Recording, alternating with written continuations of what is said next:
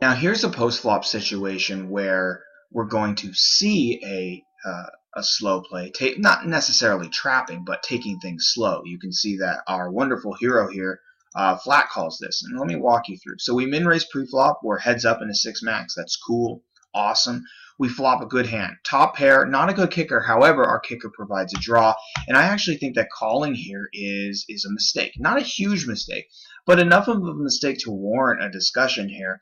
This is definitely a flop where you want to make a huge committing raise or shove, because essentially every card that comes out on the turn is not good. I mean, a 7 is good. A 4 isn't really good because it'll either give him a straight or kill action because now there's an obvious straight on the board. Even, some of the poorest players you ever will play against will still go, oh, there's 4 cards to a straight on the board. We can all see that, right?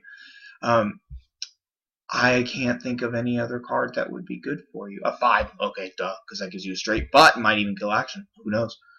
There's no real good card that can come here for you, and you clearly have the best hand right now, and you have a draw to back it up, so it gives you the extra equity just in case.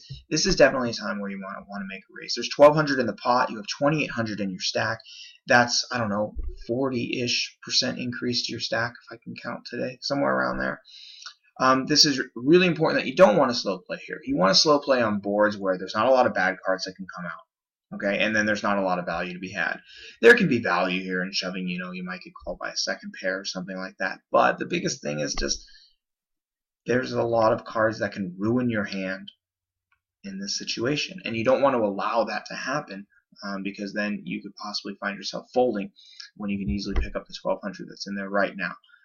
So this is definitely something that I would want to see you work on if you struggle with this, and it's definitely something that's easy to implement. The key is going, oh, there's a lot of bad cards that could come on the turn. I need to shove now. Okay. Now, just as a little disclaimer, you don't want to take that too far. The times when you want to flat here are when you're really, really deep stacked, so you're not shoving a bunch of chips or raising a bunch of chips in there. So, for example, if we were in a cash game here, or heck, even just some deep MTT, and we had like 70 big blinds, that's the time when I would flat here because now I want to control my stack. But when you only have barely more than twice the pot size, this is definitely a time to shove, especially when you're heads up, okay? So I would want to see you implement that into your game as soon as possible, and it will make a difference.